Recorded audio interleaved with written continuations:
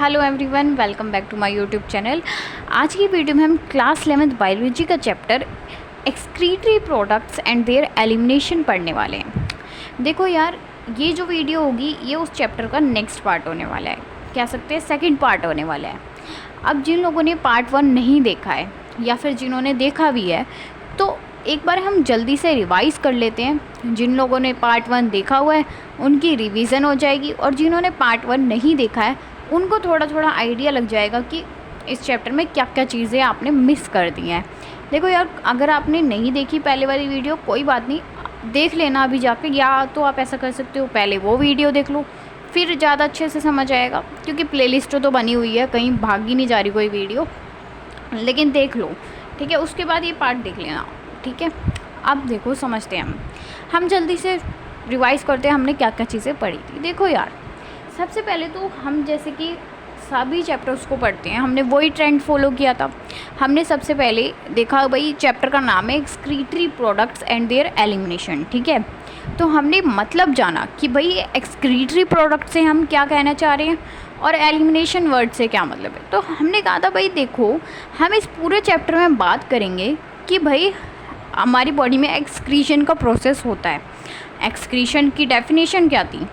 Excretion की definition ये होती थी कि रिमूवल ऑफ वेस्ट प्रोडक्ट, या कह सकते हैं रिमूवल ऑफ मेटाबॉलिक वेस्ट, या रिमूवल ऑफ नाइट्रोजनस वेस्ट।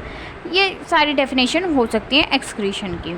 फिर हमने कहा था भाई हमें यहाँ पे एक कन्फ्यूजन हो सकती है, एक डाउट क्रिएट हो सकता है कि भाई अगर एक्सक्रीशन की डेफिनेशन ये होती है रिमूवल ऑफ वेस्ट प्रोडक्ट, ठीक है, और अगर हमने जब इजेशन पढ़ा था डाइजेशन वाले चैप्टर में, हमने एक और टर्म पढ़ी थी जिसका नाम था इजेशन। तो इजेशन में भी हमने यही कहा था कि रिमूवल ऑफ एक्सक्रीटरी वेस्ट या फिर रिमूवल ऑफ वेस्ट प्रोडक्ट, ठीक है। तो हमने कहा था भाई ये भी डाउट हो सकता है कि एक्सक्रीशन और इजेशन क्या सेम है? तो नहीं, एक्सक्रीशन और इजेशन सेम नहीं होते थे। क्यों नहीं होते थे? मैंने कल बताया था आपको कि देखो यार, एक्सक्रीशन जिसके बारे में हम इस चैप्टर में पढ़ने वाले हैं उसका मतलब होता है रिमूवल ऑफ यूरिया, ठीक है, यूरिन का पास आउट होना। वहीं पे जो हमने डाइजेशन वाले चैप्टर में इजेशन वर्ड पढ़ा था उसका मतलब होता था रिमूवल ऑफ स्टूल, ठीक है। समझ आई? दोनों चीज़ों में फ़र्क पता चला कि यार एक्सक्रीशन का मतलब हम यहाँ से यूरिन के रिमूवल की बात कर रहे हैं और इजेशन में हम स्टूल के रिमूवल की बात करते हैं, ठीक है। फिर हमने कहा था भाई देखो, अब एक्सक्रीशन का प्रोसेस होना है तो अलग अलग तरह के भाई ऑर्गेनिज्म मिलते हैं। एनिमल किंगडम नाम पढ़ा है चैप्टर का।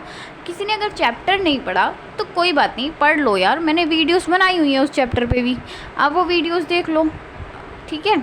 तो एनिमल किंगडम चैप्टर में हमने ये चीज़ पढ़ी थी कि भाई देखो क्या होता है कि अलग अलग ऑर्गेनिजम्स होते हैं। हमने कुछ किंगडम्स में अपने सारे एनिमल्स को डिवाइड किया हुआ है। अब किंगडम क्या होता है ये मत पूछना भाई, मैं बहुत बार बता चुकी हूँ उस चीज़ को।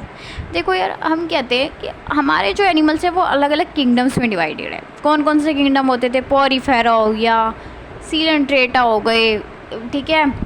तो ये सारे हमारे किंगडम्स थे, बहुत तरह के होते हैं।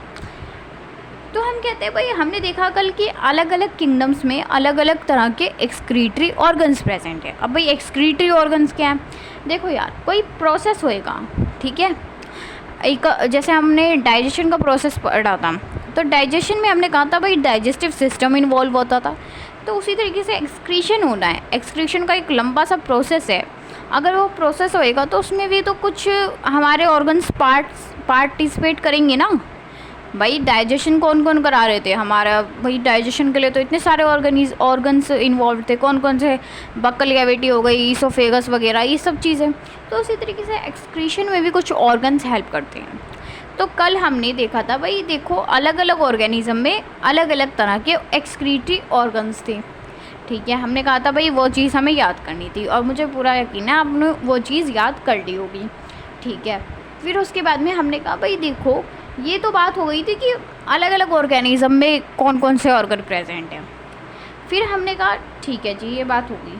हमने कहा अब देखो यार, जो वेस्ट होता है, मैंने अभी आपको बताया कि यूरिन है वेस्ट, लेकिन ना सभी ऑर्गेनिजम्स में यूरिन नहीं होता। अब देखो इसमें हमने क्या कहा था, हमने कहा था भाई देखो जो हमारा एक्सक्रीटरी वेस्ट है वो 3 तरीके का होता है। कौन से 3 तरह का होता है? जो लोग जिनका वेस्ट जो होता है वो अमोनिया होता है तो उनको तो हम बोल देते हैं अमीनोटैलिक, ठीक है। जिनका वेस्ट यूरिया होता है जैसे कि हम लोग, तो हम होंगे यूरियोटैलिक।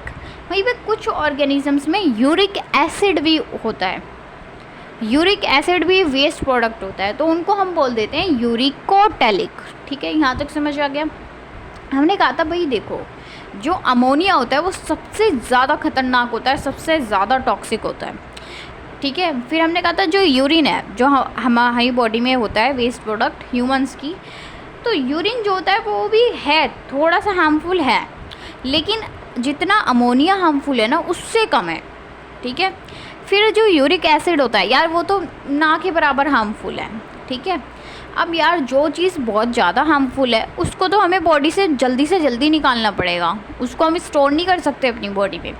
तो हमने कहा था जो अमीनोटैलिक होते थे जिनमें अमोनिया बनता था वेस्ट प्रोडक्ट, वो जो अमोनिया है उसको वो स्टोर नहीं कर सकते थे, ठीक है। लेकिन यूरिन भाई यूरिन थोड़ा सा ख़तरनाक है, ठीक है, लेकिन इतना भी नहीं है। यूरिन यार बीच का है, मीडियम है, तो इसलिए हम कहते हैं यूरिन को हम कुछ टाइम के लिए स्टोर कर सकते हैं, ठीक है। तभी तो भाई हम कंट्रोल कर लेते हैं, वही समझ रहे हो आप। फिर वहीं पे अगर हम बात करते हैं अपने यूरिक एसिड की, तो यूरिक एसिड को तो हम काफ़ी लंबे टाइम तक स्टोर कर सकते हैं क्योंकि वो बिल्कुल भी हार्मफुल नहीं है। फिर हमने कहा था भाई देखो जो हमारे अमीनोटैलिक ऑर्गेनिज्म थे वो कौन कौन से थे, मतलब कि मेरा मतलब ये है यहाँ पे कि कौन से ऑर्गेनिज्म है जिनके अंदर अमोनिया वेस्ट प्रोडक्ट बन रहा है। तो उसके एग्जांपल्स हमने देखे थे, कौन कौन थे हमारे एक्वेटिक इंसेक्ट थे, पानी में मिलने वाले कीड़े मकोड़े थे, एक्वेटिक हमारे कुछ एक्वेटिक एम्फीबियंस थे, ठीक है, और साथ ही में बोनी फिशेस थी। ये 3 एग्जांपल थे अमीनोटैलिक के। फिर अगर हम बात करते हैं हमारे यूरियोटैलिक, तो यूरियोटैलिक के एग्जांपल सबसे पहले तो हम लोग आ गए मैमल्स, ठीक है, साथ में हमारे पास में आ गया फ्रॉग आ गया था, और उसी के साथ में हमारे पास में कार्टिलेजिनस फिशेस आ गई थी, ठीक है। वहीं पे अगर हम बात करते हैं अपने यूरिकोटैलिक, तो उसमें हमारे बर्ड्स आ रहे थे, ठीक है, रेप्टाइल्स आ रहे थे, तो ये सब था। एग्जांपल्स भी हमने देख लिए थे। हो गया ये वो वाला फ्लो चार्ट, याद हो गया ना, कल पढ़ाया था, तो ये वो था। तो यार अभी तक तो हमने बात की थी भाई देखो जनरल पूरे जितने भी ऑर्गेनिजम्स मिलते हैं उनके बारे में बात की कि भाई इन ऑर्गेनिज्म में ये चीज़ होती है, इनमें ये चीज़ होती है। लेकिन मैंने आपको बताया था यार ये जो चैप्टर है ये ह्यूमन फिजियोलॉजी का है, यूनिट का नाम है ह्यूमन फिजियोलॉजी। तो अब भाई हम बात करने वाले हैं ह्यूमन्स के बारे में, अपने बारे में। तो हमने कहा था भाई हम ह्यूमन्स में तो यूरिन ही बनता है, ठीक है, ठीक है जी। फिर हमने कहा था अब भाई यूरिन बन रहा है तो यार एक्सक्रीशन का प्रोसेस हो रहा है तो उसमें एक सिस्टम इन्वॉल्व होएगा। जैसे डाइजेशन के प्रोसेस में डाइजेस्टिव सिस्टम होता था, रेस्पिरेशन के प्रोसेस में रेस्पिरेटरी सिस्टम होता था, उसी तरीके से एक्सक्रीशन के प्रोसेस के लिए एक हमारा एक्सक्रीटरी सिस्टम होता है। फिर हमने कल भाई उस एक्सक्रीटरी सिस्टम के बारे में पढ़ा था। हमने कहा था भाई एक्सक्रीटरी सिस्टम में क्या क्या चीज़ें आ रही थी।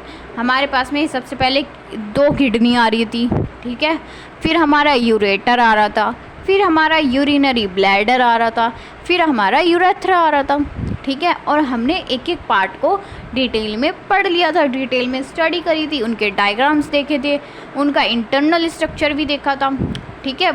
और वो सब चीज़ें हम अभी दोबारा से रिपीट नहीं कर पाएंगे क्योंकि यार कल हमने वो ही सारी चीज़ पढ़ी है 1 घंटे में, तो वो अभी 2 मिनट में कैसे रिपीट करेंगे, ठीक है। वो सब पढ़ लिया था। मैंने आपको एक चीज़ बताई थी कल जब हमने किडनी का स्ट्रक्चर किया था तो हमने एक चीज़ देखी थी, वो क्या था, वो था नेफ्रॉन। मैं आपको दोबारा दिखा देती हूँ अगर भूल गए हो आप। देखो यार, देखो मैं आपको उसी डायग्राम में ही दिखाती हूँ, वेट, ये देखो कल जब हमने इसी किडनी का स्ट्रक्चर देखा था, ये हमारी किडनी का इंटरनल स्ट्रक्चर है, अंदर का स्ट्रक्चर है, ठीक है। तो कल हमने देखा था भाई, ये सब बाकी पार्ट्स मैं अभी नहीं बताऊंगी, कल मैं बता चुकी हूँ उनके बारे में। आप यहाँ पे देख पा रहे हो ये हमारे रीनल पिरामिड्स हैं, ठीक है। जो लोग न्यू होंगे उनको नहीं पता होगा रीनल पिरामिड क्या होते हैं, कोई बात नहीं, आप वीडियो देख लेना। ये रीनल पिरामिड के यहाँ पे हमने एक ऐसे करके कुछ स्ट्रक्चर बनाया हुआ है और इसको हम बोलते हैं नेफ्रॉन। अब भाई नेफ्रॉन क्या होता है, इसी के बारे में हम आज पढ़ने वाले हैं। तो चलो यार, अब हम अपने आज के टॉपिक को शुरू करते हैं। देखो यार, सिंपली बात करेंगे हम भाई, वैसे सिंपल लैंग्वेज में ही समझाते हैं और सिंपल लैंग्वेज में ही समझते हैं। हमने क्या कहा था, हमने कहा भाई नेफ्रॉन होता क्या है। मेरी पेंसिल पे मत जाना, ठीक है, आज मेरे को अपनी पेंसिल मिल नहीं रही थी। नेफ्रॉन होता क्या है, नेफ्रॉन के बारे में मैंने कल आपको एक डेफिनेशन टाइप बता दिया था। मैंने कहा था भाई नेफ्रॉन को हम बोलते हैं किडनी की स्ट्रक्चरल और फंक्शनल यूनिट, इंग्लिश में बोलते हैं। चलो, हम कहते हैं कि नेफ्रॉन जो होती है वो किडनी की स्ट्रक्चरल और फंक्शनल यूनिट होती है। ठीक है जी, ये लाइन हमें समझ आ गई, हमने इसे रट भी लिया। लेकिन अब हम क्या कह रहे हैं भाई, हमें एक बात पता है कि हमारे पास में 2 किडनीज होती हैं। ठीक है, कुछ इस तरीके से हमारे पास में 2 किडनीज होती हैं। इन दोनों किडनी में हमारे 1 मिलियन नेफ्रॉन होते हैं। अब देखो, आपको क्वेश्चन कैसे आएगा, आपसे पूछ लेगा कि भाई ईच किडनी में कितने नेफ्रॉन होते हैं। तो आपको घुमाने के लिए वो इतनी मैथ्स आपको आती है कि 1 मिलियन में 10 लाख होते हैं। तो अब भाई हम लोग 1 मिलियन तो रट के चले गए कि भाई हर किडनी में 1 मिलियन नेफ्रॉन होती है। लेकिन अब भाई कुछ होंगे एक्सेप्शनल स्टूडेंट्स, ठीक है, वो क्या करेंगे, अब भाई वहाँ पे ऑप्शन में मिलियन में नहीं लैक्स में दे दिया कि 1 लाख, 2 लाख, 10 लाख, 20 लाख। अब वो कंफ्यूज हो गए, उन्हें पता नहीं चल रहा। भाई हम तो 1 मिलियन रट के आए थे, अब किससे पूछे 1 मिलियन में कितने लाख होते हैं। तो मैं आपको पहले से ही बता देती हूँ, 1 मिलियन में 10 लाख होते हैं। तो अगर क्वेश्चन में ये आ गया कि भाई एक किडनी में कितने नेफ्रॉन होते हैं, अगर ऑप्शंस में लैक्स में है तो 10 लाख आंसर करके आना, अगर ऑप्शन में मिलियन में आंसर है तो 1 मिलियन आंसर करके आना। ठीक है, चलो ये चीज़ भी हमें याद हो गई। अब हम कह रहे हैं भाई इसकी लेंथ वगैरह के बारे में कुछ बताओ। तो हम कहते हैं भाई नेफ्रॉन जो होती है उसकी लेंथ होती है 3 सेंटीमीटर। ठीक है, हम कह रहे हैं भाई ये दिखने में कैसी होती है, तो वो चीज़ मैं अभी आपको दिखाऊंगी डायग्राम में। पर एक चीज़ समझना, हम क्या कहते हैं, हम कहते हैं ये हमारा, रुको यार रफ कॉपी में समझाएंगे आपको आज।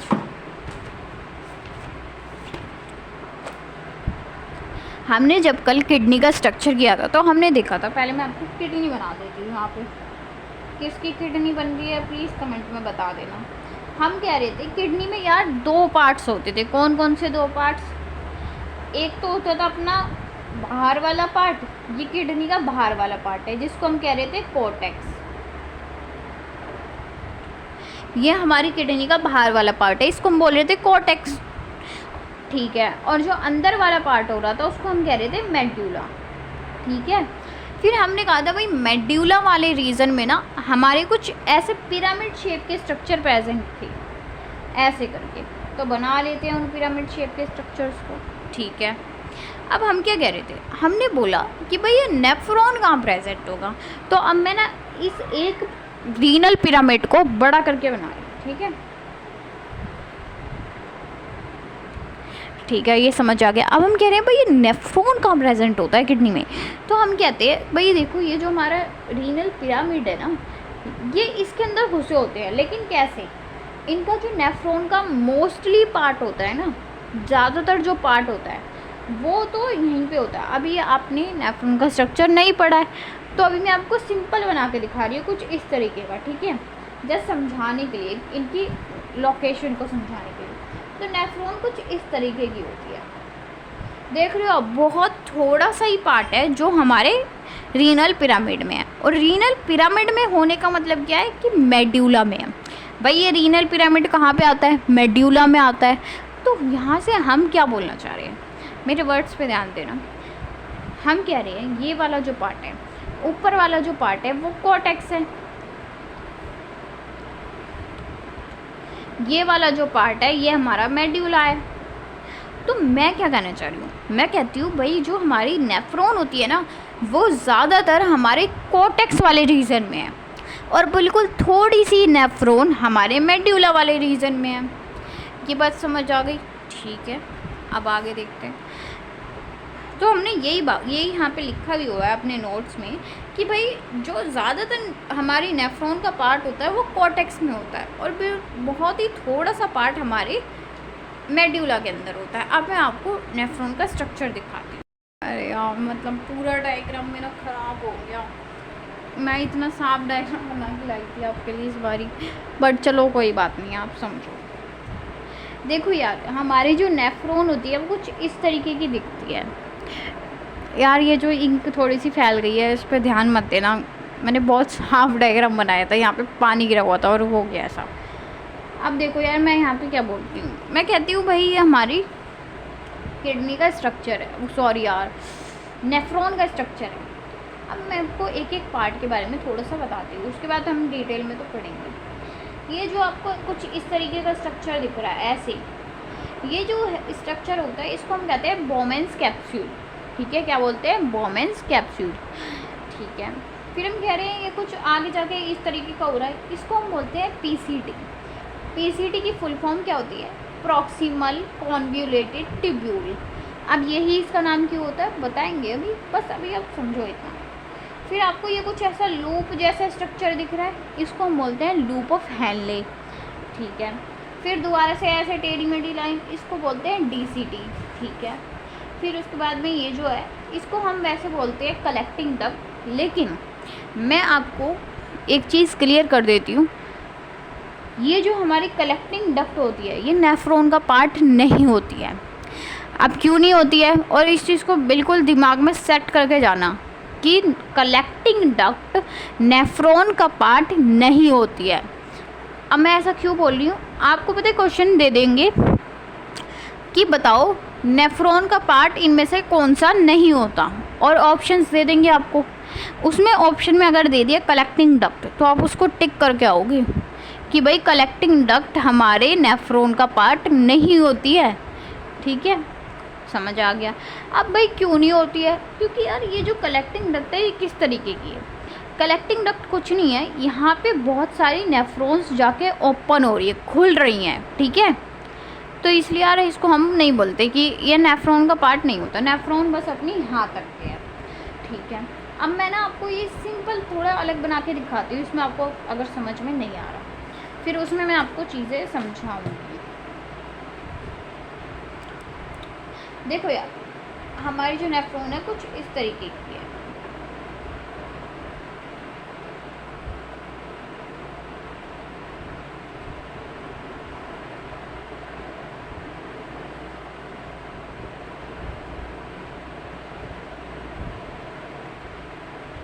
ठीक है, हमारी जो नेफ्रॉन है वो बस इतनी है, लेकिन हम बनाते हैं यहाँ पे कलेक्टिंग डक्ट, ये अपनी कलेक्टिंग डक्ट है। अब मैं आपको यहाँ पे लेबल करके बताती हूँ चीज़ें। देखो ये था अपना बोमेन्स कैप्सूल, साथ साथ में बोलना बोमेन्स कैप्सूल। पीसीटी इसको हम बोलते हैं पूरे को loop of Henle. Loop of Henle इसको हम बोलते हैं डीसीटी, और ये होता है अपना कलेक्टिंग डक्ट। ठीक है भाई, हमें यहाँ तक चीज़ें समझ में आ गई हैं। अब मैं क्या बोलती हूँ यार, मैं कहती हूँ कि यहाँ पे ना हमें क्या होगा कि बहुत सारी कैपिलरीज यहाँ से जा रही होंगी। अब वही वो कैपिलरीज कैसे होती हैं देख लेते हैं, यहीं पे समझ लेते हैं। सबसे पहले तो यहाँ से आएगी हमारे पास में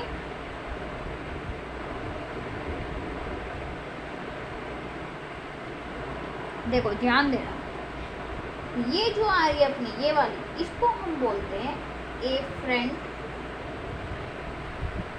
ए पे ध्यान देना जरा, एफरेंट आर्टरियोल।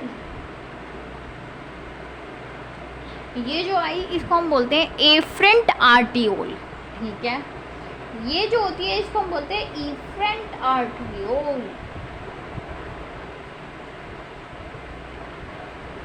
जो लोग नींद में है नींद से जाग जाएं। ठीक है, और इन दोनों चीज़ों को सेम ना समझें। क्यों? अब देखो यहाँ पे मैंने लिखा है एफरेंट आर्टरियोल, यहाँ पे मैंने लिखा है एफरेंट आर्टरियोल, और जो होंगे भाई समझदार बच्चे उनको, मतलब समझदार का मतलब वो नहीं है, ठीक है, मतलब जो ध्यान से पढ़ रहे होंगे वो लोग, उनको एक चीज़ दिख रही होगी ये जो मैंने एफरेंट आर्ट्रियोल बनाई है ये मोटी बनाई है मेरी तरह, और ये जो इफरेंट आर्ट्रियोल है ये मैंने पतली बनाई है। भाई ऐसा क्यों है? क्यों? देखो यार, होता है ये कि जो हमारी एफरेंट आर्ट्रियोल होती है वो थिक होती है, मतलब मोटी होती है, वहीं पे जो हमारी इफरेंट आर्ट्रियोल होती है वो पतली होती है, ठीक है। अब भाई हम इसे याद कैसे रखें? देखो यार, ये जो एफरेंट आर्ट्रियोल होती है ये इधर से आती है, ठीक है, तो ये आती है, भाई खा पी के आ रही है आराम से बढ़िया से मोटी होके, लेकिन जब ये वापस जा रही है तो यार ये पतली हो जाती है, ठीक है। हमें ये चीज़ समझ में आ गई। अब हम क्या कह रहे हैं, ये तो यहाँ तक का पार्ट हो गया। अब हम कहते हैं यहाँ पे ना कुछ हमारे और कैपिलरीज यहाँ पे इधर से, यार उसको क्या बोलेंगे हम, कह सकते हैं कोइल्ड होती हैं, रोल्ड होती हैं, कुछ इस तरीके से होती हैं। फिर यहाँ पे ये जो लूप ऑफ हेनले है यहाँ पे भी होती हैं ऐसे करके, और कुछ यहाँ पे होते हैं। अब ये डायग्राम सड़ गया मुझे पता है, इसलिए मैं नेक्स्ट पेज पे बना। बताओ ये पार्ट्स तो क्लियर हो गए ना कि बॉमन्स कैप्सूल क्या होता है, पीसीटी क्या होता है, लूप ऑफ हेनले क्या होता है, डीसीटी क्या होता है। अभी बस ये डायग्राम में मेरे को यही चीज़ समझानी थी, समझ आ गई। चलो अब आगे पढ़ेंगे। चलो अब वो जो मैंने कैपिलरीज वाला बताया वो मैं अब बताऊँगी। देखो यार, दोबारा से बना लेते हैं अपना किसका डायग्राम, अपनी नेफ्रॉन का डायग्राम। देख ये बन गया अपना बॉमन्स कैप्सूल, ये बन गई अपनी पीसीटी, ठीक है। पीसीटी के बाद में ये बन गया अपना लूप ऑफ हेनले, ये बन गई अपनी डीसीटी, और ये अपना कलेक्टिंग डक्ट। बार बार बोलियो कलेक्टिंग डक्ट नेफ्रॉन का पार्ट नहीं होता। अब देखो मैंने क्या बताया, मैंने कहा था यहाँ से आई अपनी हमारी एफरेंट आर्ट्रियोल जो कि होती है मोटी, लेकिन इफरेंट आर्ट्रियोल हो जाती है पतली, ठीक है। फिर हम कह रहे हैं कुछ कैपिलरीज यहाँ से भी रोल करती हैं, जैसे कि ये हो गया अपना, देखो भाई मेरी ड्राइंग नहीं है इतनी अच्छी तो ज़रा वर्ड्स पे ध्यान दो, समझने पे ध्यान दो, ठीक है। ये अपनी पीसीटी होती है ना ये वाली, ठीक है। ये अपना डीसीटी है, डीसीटी के अराउंड भी वही रोल होती है, भेदभाव थोड़ी ना करना है। तो हम क्या कह रहे हैं, हमने कहा भाई जो पीसीटी और डीसीटी के अराउंड ये जो कैपिलरी रोल हो रही है इनको हम क्या बोलते हैं, इनको हम बोलते हैं पेरी ट्यूबुलर कैपिलरीज।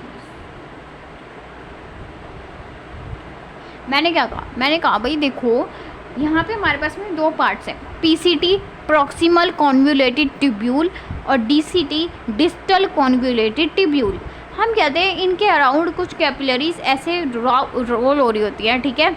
इनके अराउंड पीसीटी और डीसीटी के अराउंड कुछ कैपिलरीज रोल हो रही होती हैं, उन कैपिलरीज को हम बोलते हैं पेरी ट्यूबुलर कैपिलरीज। समझ आ गया, ठीक है।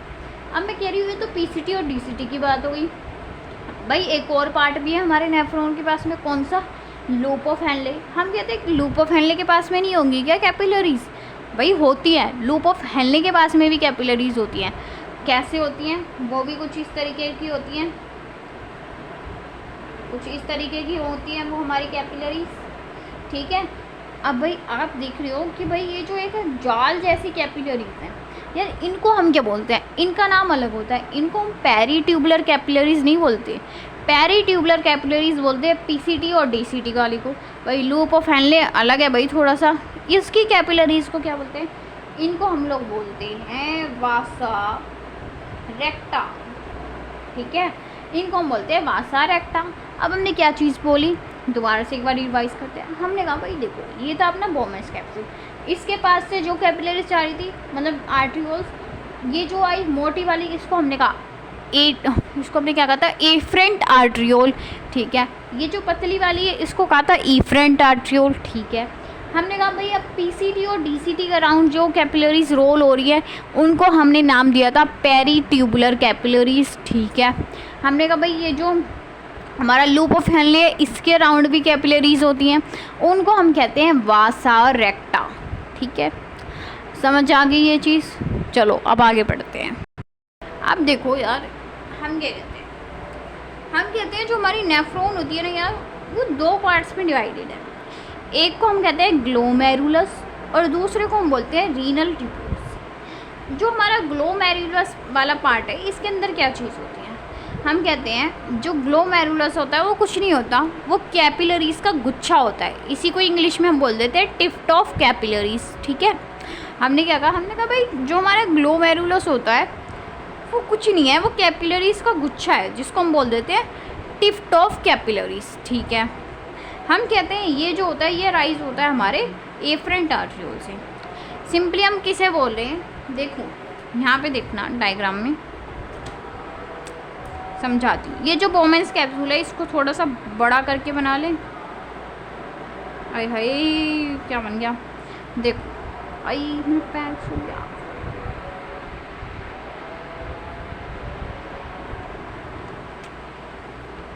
पूरा नेफ्रॉन नहीं बना रहे, आप देख सकते हो यहाँ से पहले आया अपना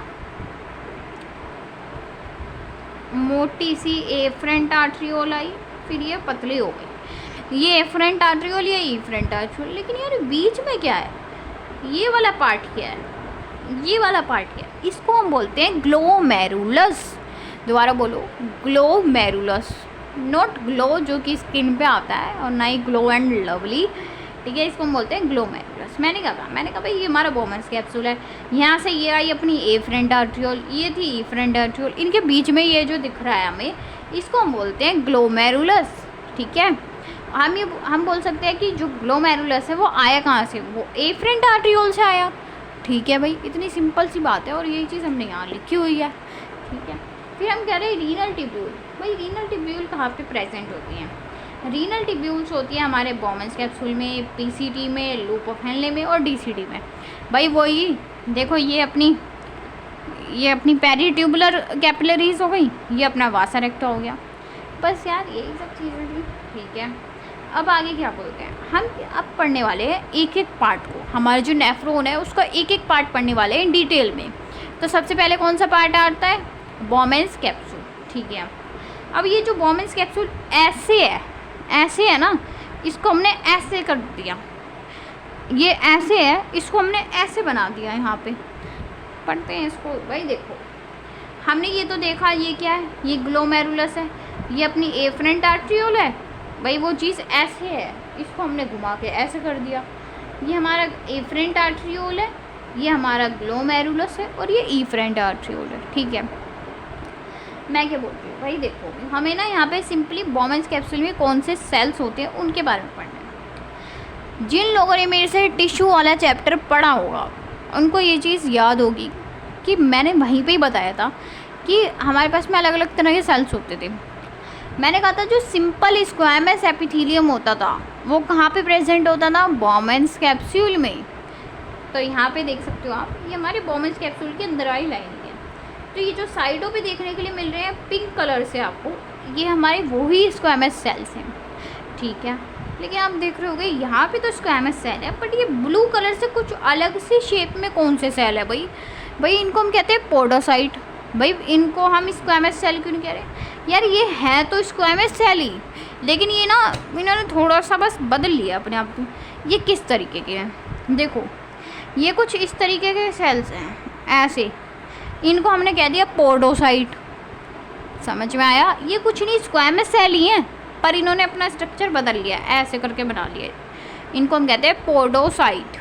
ठीक है भाई, तो देखो यहाँ पे क्या है, हमने कहा भाई ये हमारा बोमेंस कैप्सूल है, यहाँ पे इधर तो हमारे स्क्वायमस सेल्स हैं और यहाँ पे हमें हमारे पोडोसाइट देखने को मिलते हैं। ठीक है, अब हम बोमेंस कैप्सूल के बारे में और क्या कहते हैं, हम कहते हैं इसकी जो शेप होती है वो कप शेप होता है। भाई कप शेप्ड है थोड़ा सा बोमेंस कैप्सूल। ठीक है, हम कहते हैं इसके पास में दो लेयर्स होती हैं, मतलब दो तरह के सेल्स होते हैं। एक तो हम होते हैं हमारे स्क्वायमस सेल्स, ये पेराइटल है, और कुछ होते हैं हमारे विसरल जो हमारे पोडोसाइट्स हैं। ठीक है, अब हम कह रहे हैं भाई बोमेंस कैप्सूल से फिल्ट्रेशन होएगी, इसके बारे में हम आगे पढ़ेंगे। जब हम अभी यूरिन फॉर्मेशन के बारे में बात करेंगे तो हम देखेंगे यहाँ से फिल्ट्रेशन होगी। ये जो ग्लोमेरुलस है यहाँ से अंदर ब्लड आएगा बोमेंस कैप्सूल में। मैं क्या बोल रही हूँ, मैं कह रही हूँ कि भाई अभी आगे जाके हम लोग पढ़ेंगे कि ये जो हमारा ग्लोमेरुलस है यहाँ से ब्लड आएगा कहाँ पे, बोमेंस कैप्सूल में। अब आपको एक चीज़ पता होगी, अगर यहाँ से ब्लड आएगा तो उसको कुछ मेम्ब्रेन को क्रॉस करके आना पड़ेगा, तो वो कौन सी मेम्ब्रेन, देखो ये जो ग्लोमेरुलस है ये है क्या, एक तरह से यार ये हमारी कैपिलरीज तो हैं, है ना। ग्लोमेरुलस क्या है, कैपिलरीज ही है। तो आपको एक चीज़ पता होगी, कैपिलरीज के अंदर क्या मिलता है, कौन से तरीके का सेल मिलता है। कैपिलरीज के अंदर भी स्क्वैमस सेल मिलता है, और उस स्क्वैमस सेल को हम एक और नाम से जानते हैं जिसका नाम होता है एंडोथीलियम। ये सारी बातें टिश्यू वाले चैप्टर की हैं, ठीक है। तो हम क्या कह रहे हैं, मैंने कहा भाई देखो, ये जो इसके अंदर हमारे पास में सेल्स मिलता है या टिश्यू कह सकते हैं, उसको हम कहते हैं एंडोथीलियम, ठीक है। तो मैं कह रही हूँ भाई, अगर ब्लड को यहाँ से यहाँ आना है तो उसको कौन कौन सी मेम्ब्रेन क्रॉस करनी पड़ेगी। सबसे पहले तो एंडोथीलियम जो कि यहाँ पे है, ठीक है। तो ये वाली लेयर है अपनी एंडोथीलियम, एंडोथीलियम को क्रॉस करना पड़ेगा, ठीक है। फिर उसके बाद मैं कह रही हूँ ये जो अपने पोडोसाइट हैं उसको, पोडोसाइट्स को भी क्रॉस करना पड़ेगा, तभी वो यहाँ पे आएगा। लेकिन आप देख रहे होंगे मैंने बीच में यहाँ पे कुछ लिखा है बेसमेंट मेम्ब्रेन। अब भाई जिन्होंने वो चैप्टर पढ़ा होगा उनको तो पता होगा कि बेसमेंट मेम्ब्रेन क्या होता है, लेकिन नहीं पता तो देखो बता देती हूँ अभी के लिए। जो हमारे स्क्वैमस सेल्स होते हैं ना, वो कभी भी ऐसे हवा में नहीं होते, ठीक है, ऐसे हवा में नहीं पड़े होते। उनके नीचे एक भाई सिंहासन लगाया होता है, और उस सिंहासन को नाम देते हैं बेसमेंट मेम्ब्रेन, ठीक है। तो आप देख रहे होगे ये भी स्क्वैमस सेल से बना है, ये भी स्क्वैमस सेल ही है, पोडोसाइट भी स्क्वैमस सेल है। तो इनके बीच में भाई हमारे पास में बेसमेंट मेम्ब्रेन तो होगी ना। तो वही चीज़ कह रहे हैं भाई, ये हमारी एंडोथीलियम हो गई, फिर उसके नीचे बेसमेंट मेम्ब्रेन आ गई, फिर हमारे पोडोसाइट आ गए। और ये चीज़ बताई क्यों, क्योंकि मैंने कहा भाई अगर जब ब्लड यहाँ से फ़िल्टर होके यहाँ पे आएगा बोमेंस कैप्सूल में, तो उसको इन 3 लेयर्स को क्रॉस करना पड़ेगा। तो आपसे अगर क्वेश्चन पूछता है भाई बताओ, और इन तीनों लेयर्स को मिला के हम बोलते हैं फिल्ट्रेशन मेम्ब्रेन। भाई फिल्ट्रेशन मेम्ब्रेन नाम क्यों है, क्योंकि भाई फिल्ट्रेशन में ही तो है, ब्लड जब फिल्टर होएगा, ब्लड की फिल्ट्रेशन होएगी जब, तो ब्लड को इन 3 लेयर्स को क्रॉस करना पड़ेगा, इसलिए हम इसको कहते हैं फिल्ट्रेशन मेम्ब्रेन, ठीक है। समझ आ गया। आपसे क्वेश्चन कैसे पूछ लेगा, भाई बताओ फिल्ट्रेशन मेम्ब्रेन क्या होती है, फिल्ट्रेशन मेम्ब्रेन में कौन कौन सी मेम्ब्रेन है, कितनी मेम्ब्रेन होती हैं, तो भाई हम आसानी से कर देंगे, इन सब सवालों के आंसर कर देंगे। अब आगे बढ़ते हैं। अब देखो, अब नेक्स्ट पार्ट कौन सा था, बोमेंस कैप्सूल था, देखो ना इधर देखो, बोमेंस कैप्सूल, फिर उसके बाद में पीसीटी। तो अब हम पढ़ने वाले हैं पीसीटी के बारे में। अब मैंने आपको पीसीटी की फुल फॉर्म बताई थी, क्या होती थी, प्रॉक्सिमल कॉन्वोल्यूटेड ट्यूब्यूल। अब भाई ये प्रॉक्सिमल का मतलब क्या होता है, भाई देखो प्रॉक्सिमल का मतलब होता है पास में, पी से प्रॉक्सिमल, पी से पास। अब भाई किसके पास में है ये, हम किस रेफरेंस में बात कर रहे हैं, तो हम देख रहे हैं भाई बोमेंस कैप्सूल के पास में कौन सी चीज़ है, तो पीसीटी है बोमेंस कैप्सूल के पास में, इसलिए हम कहते हैं प्रॉक्सिमल कॉन्वोल्यूटेड ट्यूब्यूल। इसके बारे में हम क्या बात करते हैं यार, आप देख रहे होगे ये अभी काम हुआ है, इतना साफ साफ लिखा था मैंने आपकी वजह से। देखो यार हम क्या कहते हैं, समझ लेना, मैं बता दूँ क्या लिखा हुआ है क्या नहीं। देखो यार पीसीटी के बारे में हम बोलते हैं, पीसीटी भाई कौन से सेल से बनी है यार, वही टिश्यू वाले चैप्टर का आ गया रोल यहाँ पे। हमने जब वहाँ पे पढ़ा था तो हमने कहा था भाई एक तरह का सेल होता था ब्रश बॉर्डर क्यूबॉइडल एपिथेलियम, कुछ इस तरीके का बना भी रखा है, कुछ इस तरीके का सेल होता था, इसको हम बोलते हैं brush border cuboidal epithelium. Cuboidal मत भूल जाना, क्योंकि ऑप्शंस में आपको कंफ्यूज करने के लिए कॉलमनार भी आ सकता है, तो हमें उसे टिक नहीं करना। हम क्या कहते हैं, हम कहते हैं पीसीटी के अंदर हमें कैसे सेल्स मिलेंगे, तो पीसीटी के अंदर मिलते हैं हमें ब्रश बॉर्डर क्यूबॉइडल एपिथेलियम, इस चीज़ को याद रखना है, ठीक है। हम कह रहे हैं ये जो ऊपर स्ट्रक्चर है ये क्या है, ये माइक्रोविलाई है, ठीक है। हम कह रहे हैं भाई इसके अंदर क्या चीज़ होंगी, इसको यार बहुत सारा काम करना है पीसीटी को, अभी आगे जाके हम पढ़ेंगे इस बारे में।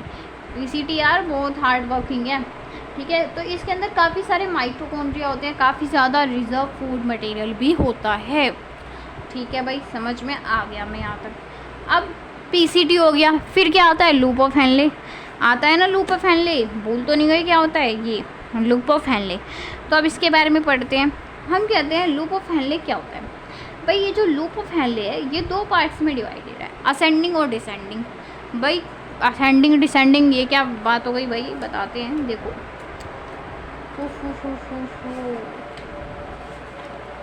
देखिए हम क्या बोलते हैं, हम कह रहे हैं भाई ये अपना छोटा सा पहले बोमन स्केल तो छोटा बनाएंगे अब, क्योंकि हमें भाई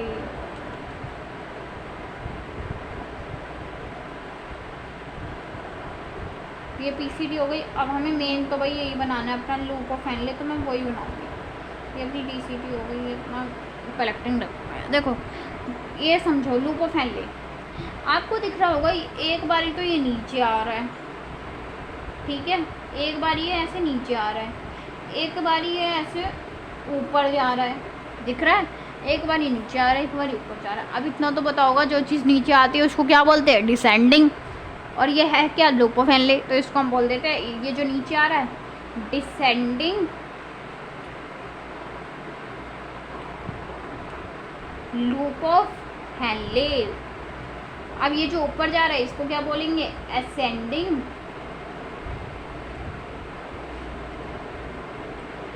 लूप ऑफ फैनले। ये चीज़ फालतू में नहीं बताई है, ठीक है, क्वेश्चंस पूछे जाते हैं। अब इनके बारे में थोड़ी सी बात और जान लो। अभी हमें नेक्स्ट टॉपिक यूरिन वाला पढ़ना है कि भाई यूरिन कैसे बनता है। देख रहे हो अब क्या क्या पढ़ना पड़ेगा आपको। अब देखो यूरिन कैसे बनता है, जब हम ये पढ़ेंगे ना तो हमें ये चीज़ काम आएगी जो मैं अब बताने वाली हूँ, तो इसको याद रख लेना। मैं क्या बोलती हूँ, मैं कहती हूँ जो हमारा डिसेंडिंग लूप ऑफ फैनले होता है ये परमिएबल होता है, किसके लिए, वाटर के लिए। मैं कहती हूँ परमिएबल, इधर ही समझा देती हूँ आपको, रुको। मैं बोलती हूँ देखो यार ये जो अपना डिसेंडिंग वाला लूप ऑफ फैनले, आप समझ तो आ गए डिसेंडिंग कौन सा है असेंडिंग कौन सा है। तो हम क्या कहते हैं यार, ये जो डिसेंडिंग लूप ऑफ फैनले जो नीचे आ रहा है वो वाटर के लिए परमिएबल होता है। परमिएबिलिटी का मतलब पता है आपको, परमिएबिलिटी का मतलब है जैसे कि यार जब हम प्लाज्मा मेम्ब्रेन पढ़ा था हमने, तो हमने पढ़ा था ना सिलेक्टिवली परमिएबल, बताया था परमिएबिलिटी का मतलब। दोबारा बताते हैं, देखो परमिएबल का मतलब क्या है भाई। देखो आप हो, आपके घर में क्या सब लोग आ जाते हैं, मतलब आप किसको परमिट करते हो, किसको हम कह सकते हैं अलाउ, ठीक है, अलाउ करना।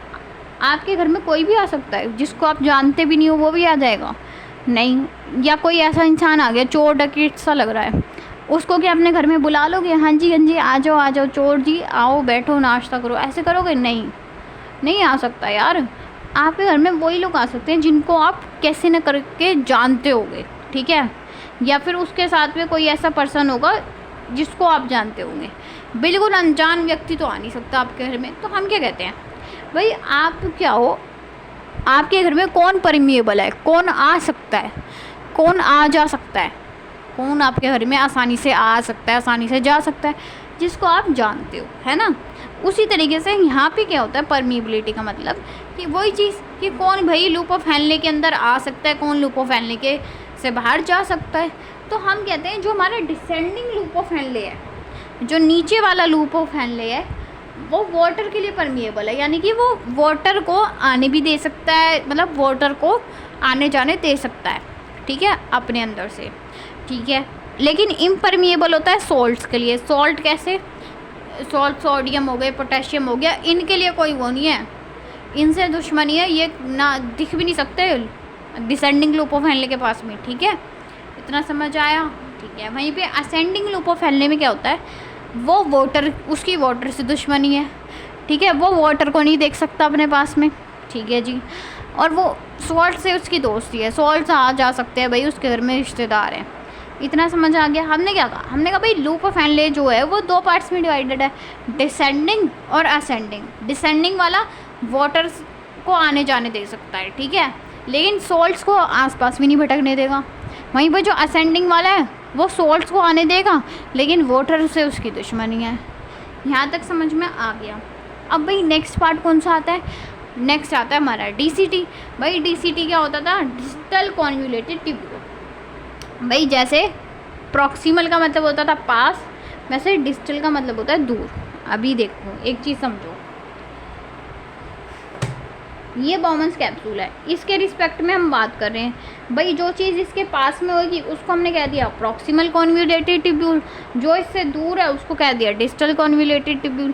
अब भाई ये तो छोटा बच्चा भी देख के बता देगा कि इसके पास में ये है और इसको हम बोलते हैं पीसीटी। तभी तो हमने इसको कहा प्रॉक्सिमल कॉन्वोल्यूटेड ट्यूब्यूल। लेकिन ये जो है DCT ये इससे दूर है, इसलिए हम इसको कहते हैं डिस्टल कॉन्वोल्यूटेड ट्यूब्यूल। समझ में आ गया? ठीक है भाई, अभी होता क्या है, अब देखो यहाँ पे कौन से सेल प्रेजेंट हैं। यहाँ पे प्रेजेंट होते हैं हमारे सिंपल क्यूबॉइडल एपिथेलियम। अब कंफ्यूज मत होना पेपर में जाके, यहीं पे पहले से ही हाईलाइट करके बता रही हूँ उस पॉइंट को।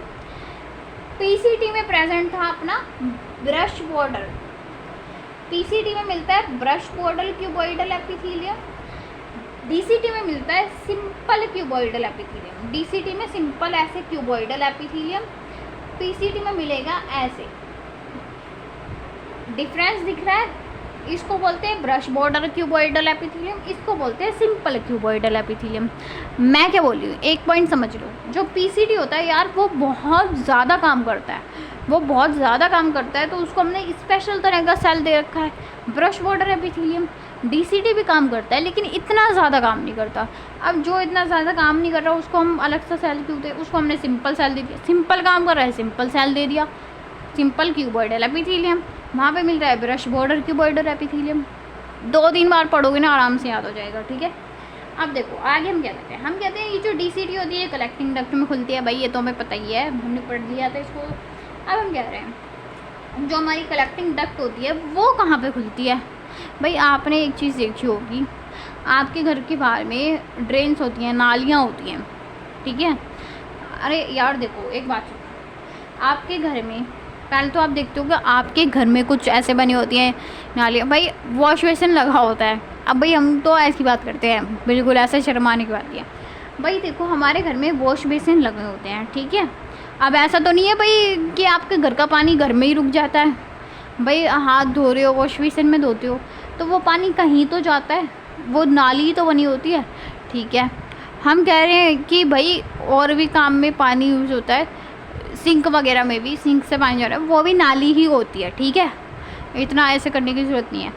तो देखो हम कह रहे हैं भाई एक तो नाली ऐसी हो गई, एक तो हमारे घर में नाली हो गई, देखो एक तो हमारे घर का वो हो गया ड्रेन सिस्टम, ठीक है इंग्लिश में बोलेंगे। एक तो हमारे घर का ड्रेनिंग सिस्टम हो गया।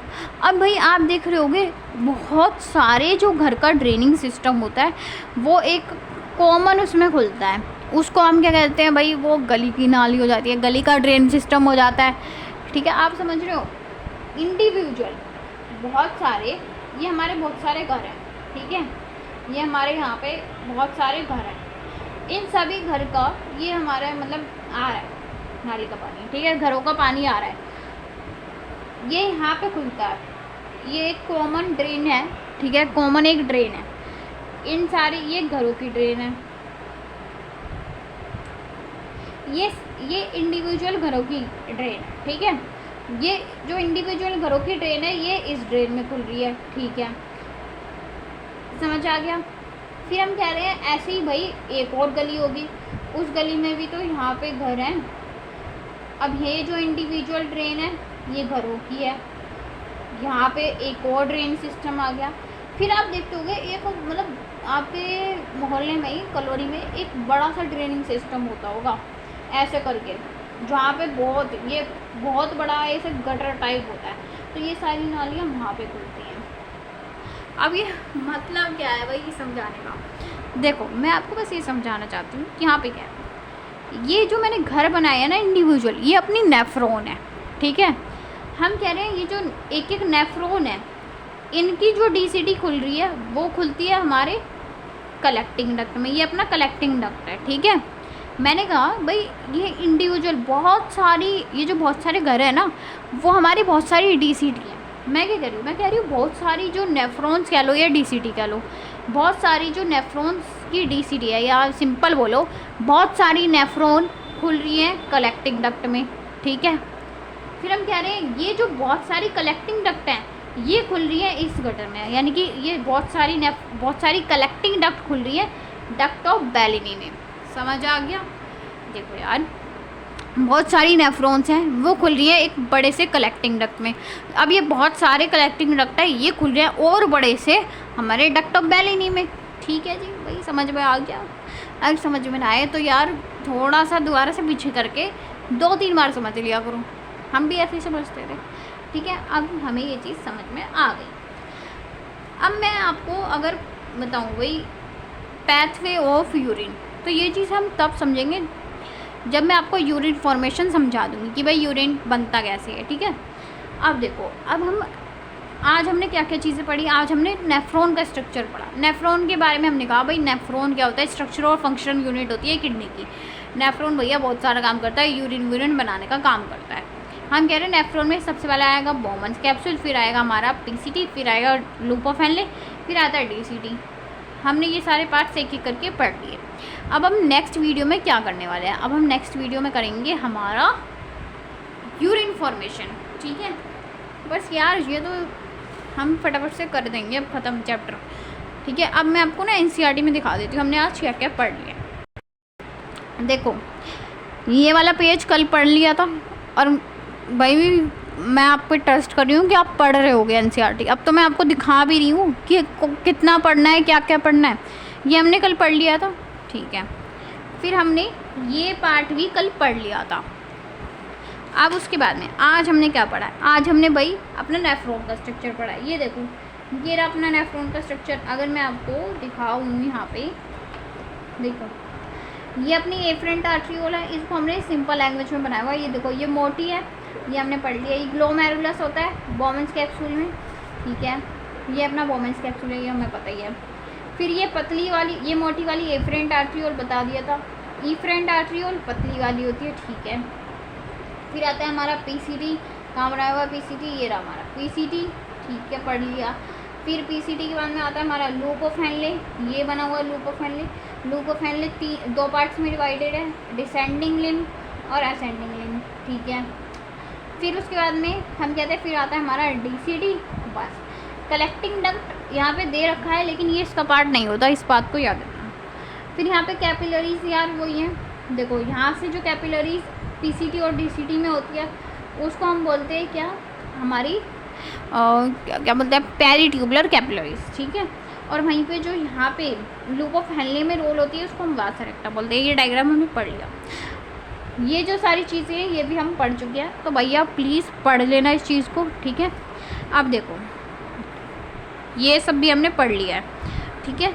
तो आपको भाई यहाँ तक पढ़ लेनी है एनसीईआरटी। अगर किसी ने यार वो पहले वाले पेजेस भी नहीं पढ़े हैं कल, तो यार कुछ नहीं, क्या एक दो पेज ही से हैं, पढ़ लेना, फिर एक साथ पढ़ना मुश्किल हो जाएगा एनसीईआरटी को।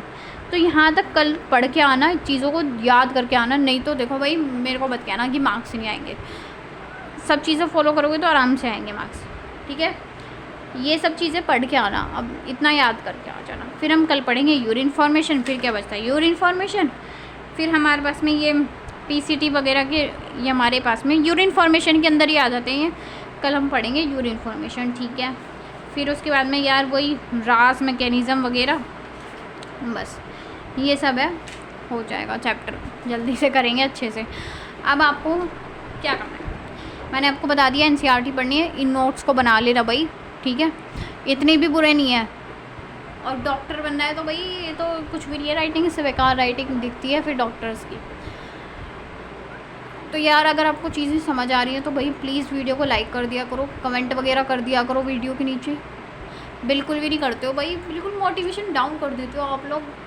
मतलब मैं फिर बनाऊँगी नहीं, वीडियो से ही उतारी हूँ अगर आपने ऐसे ही पकड़ा दो। मतलब आप देख रहे हो यार 50 सब्सक्राइबर्स भी नहीं कराए हैं आपने अभी तक, प्लीज़ करा दो यार जल्दी से। अब देखो, if you like the video then please press the like button and also share the video with your friends and please subscribe my YouTube channel, and yes, thank you again for watching my videos.